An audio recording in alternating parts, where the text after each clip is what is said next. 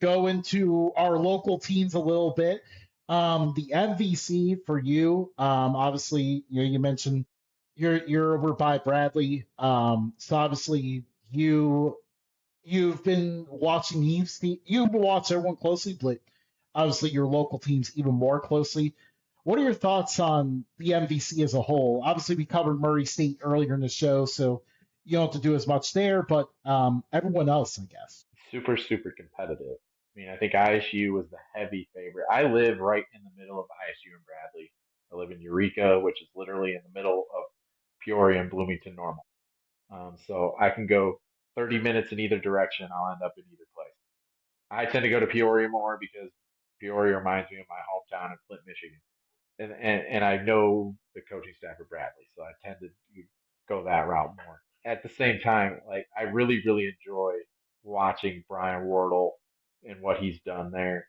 He's a tremendous man. He's a tremendous leader, but he's built a tremendous program too. He just became the second winningest coach in program history there.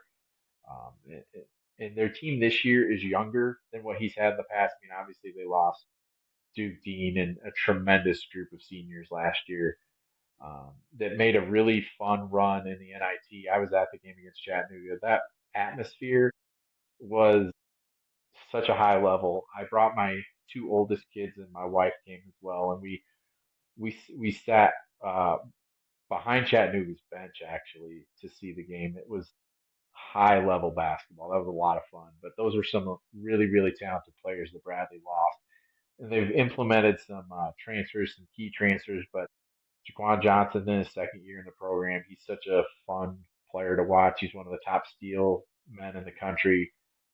Just and he's small. They always have small guards.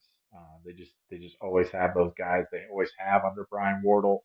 They'll continue to do that. Montana Wheeler's a freshman. He's the next one up when it comes to the small guards. So they got a freshman and sophomore small 5'9" ish guards that just guard at a really, really high level. And they can score pretty dang well too. They're fun to watch. I mean, you look at this league, UIC has kind of come on recently playing pretty dang good basketball, beating some of the upper echelon teams in the league. ISU just throttled Bradley. They kind of had wounded animal syndrome, I like to call it. Their backs were kind of against the wall, and they had to win that game. Plus, it's a huge rivalry. But ISU's about to go through the top of the conference, a gauntlet for them there. So I mean, you look at it like Northern Iowa's been solid this year. Drake's a little bit down, but they've lost a stretch of really, really good coaches and players. I think it's bound to happen. The MVC is a league that any night anybody can beat anybody. Bradley needed overtime to beat one win Evansville team. Evansville's like 1-7, I believe, in the league, 1-8 or whatever it is. Bradley needed overtime to beat them.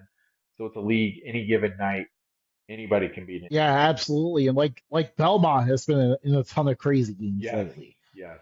They've been looking really good, and They they could shoot it. lost absolutely. Like they surprisingly lost at home, and then immediately followed it up by winning on the road in Northern Iowa, and then had another crazy comeback win recently. They've been very all over the place, so it's definitely just such a fun competitive league. Obviously, Arch Exactly. Madness is one of your best tournaments you're going to see every year. I got to get to that one of these years. St. Louis isn't far from me. I need to. That's on my bucket list. Yeah, absolutely. That would be such a cool tournament to be at.